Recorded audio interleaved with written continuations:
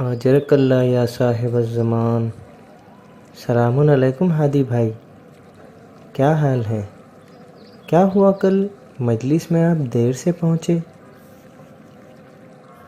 وعلیکم السلام۔ جی ہاں مہدی بھائی، تھوڑا کام آ گیا تھا عین وقت پر۔ ویسے روزانہ کتنی مجلسوں میں شرکت ہو رہی ہے؟ جی زیادہ نہیں، بس ایک یا دو، پھر انجمن کے ساتھ ماتم میں بھی کچھ جگہ چلے جاتے ہیں۔ بے شک، ہمیں ان ایام حسینیہ کی قدر کو جاننا ضروری ہے۔ ہر لمحہ جتنا ہو سکے عزائے امام حسین علیہ السلام میں شرکت کرنی چاہیے۔ یہ بہت پاکیزہ عمل ہے، اس میں خلوص کے لیے ہر وقت پروردگار سے دعا کرتے رہنا چاہیے۔ میں سمجھا نہیں صادق بھائی، خلوص کے لیے دعا کرنے سے مراد کیا ہے؟ ہوتا کیا ہے کہ محرم میں شیطان ہمیں عزاداری کرنے سے تو روک نہیں پاتا، لیکن اس میں طرح طرح کے خیالات سے اس پاکیزہ عمل کو نقصان پہنچاتا ہے۔ وہ کیسے مہدی بھائی؟ میں سمجھا نہیں، ذرا سمجھائیے۔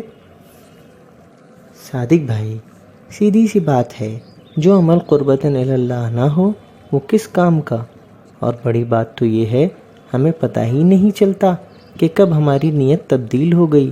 اتنے سارے مرحلے ہیں کہ بیان نہیں کیے جا سکتے۔ جیسے ایک دو کی مثال تو دیں تاکہ اور واضح ہو جائے بات۔ اب جیسے ہماری ہی بات لے لیجئے، آپ نے کہا کہ زیادہ مجلسوں میں شرکت نہیں ہو پائی۔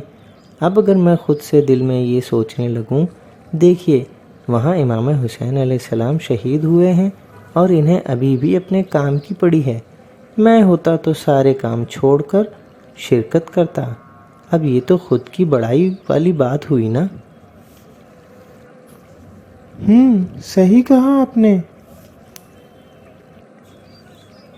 ہم نے اکثر یہ سنا ہوگا کہ میں ان کی مجلس سنتا ہوں، فلاں جگہ ماتم میں نہیں جاتا، ان سے میری نہیں بنتی۔ وہ انجمن تو ایسی ہے، وہ شخص ایسا ہے، وہ عالم ایسے ہیں۔ یہ کیا ہے؟ یہ خود پسندی نہیں ہے تو پھر کیا ہے؟ جبکہ ہمیں چاہیے کہ سر جھکا کر عزاداری میں شرکت کریں، دل و دماغ میں بس کربلا اور غم امام حسین ہو، تو پھر ہر جگہ میں ہمیں صرف غم ہی غم نظر آئے گا۔ جی مہدی بھائی، صحیح کہا آپ نے، یعنی ہر ایک لمحہ حضرت امام حسین علیہ السلام سے توجہ نہ ہٹنے پائے۔ میں نے دیکھا ہے کہ لوگ ہنسی مذاق پر بھی قابو نہیں کر پاتے ہیں ان ایام میں۔ جی ہاں، صحیح کہا آپ نے، جبکہ حضرت امام علی رضا علیہ السلام ارشاد فرماتے ہیں، جب محرم کا چاند نمودار ہوتا تو میرے والد غمزدہ نظر آتے، حتیٰ کہ ان ایام میں انہیں ہنستا ہوا نہیں دیکھا گیا، اور جب عاشوراء کا دن آتا تو وہ آپ کے لیے مصیبت اور آہ و بکا کا دن ہوتا۔ ہمیں ہر لمحہ خیال رکھنا چاہیے کہ کہیں ہم اس مہینے کی حرمت کو پامال تو نہیں کر رہے ہیں۔ جی مہدی بھائی، میں اپنی بات کروں تو شرم بھی آتی ہے۔ محرم آنے کے بعد بھی میرا وقت فرش ازاں سے زیادہ موبائل پر گزر رہا ہے۔ جی، میں نے یہی تو عرض کیا آپ سے کہ بڑا سنگین مسئلہ ہے۔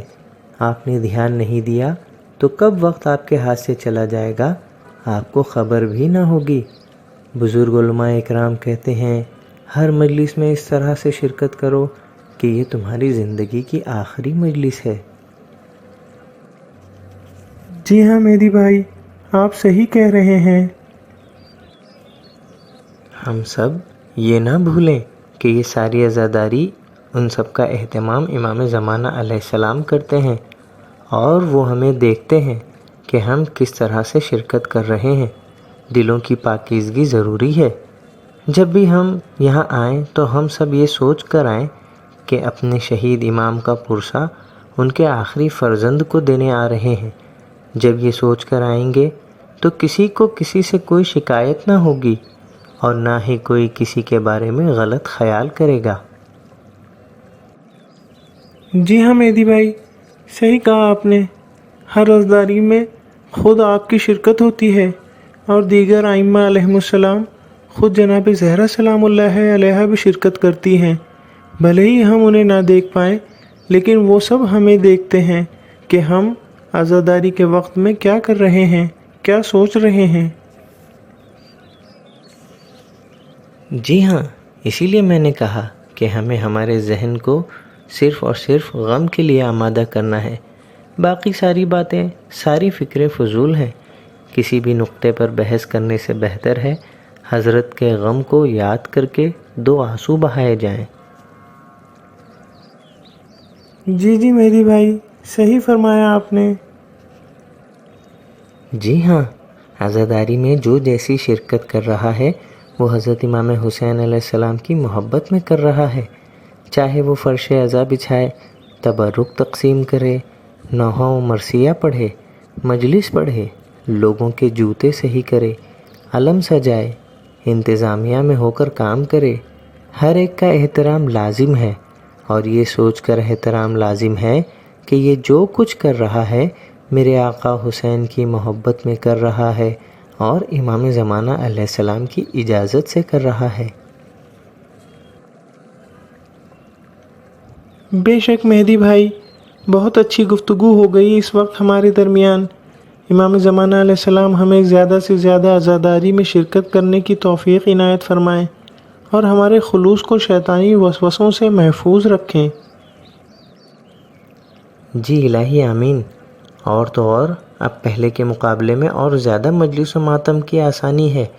ہم جب چاہیں جہاں چاہیں اپنے موبائل سے مجلس سن سکتے ہیں، ماتم سن سکتے ہیں، اور جہاں حاضر ہو کر شرکت ممکن ہے وہاں حاضر ہو کر شرکت کر سکتے ہیں، تاکہ مرنے کے بعد رسول اللہ اور جناب زہرا سلام اللہ علیہا کو صورت دکھا سکیں۔ ہم پہلے خود کی عزاداری دیکھیں، خود کو سدھاریں۔ ہم پوری زندگی بھی عزاداری کرتے رہیں گے تو اس کا حق ادا نہیں کر سکتے۔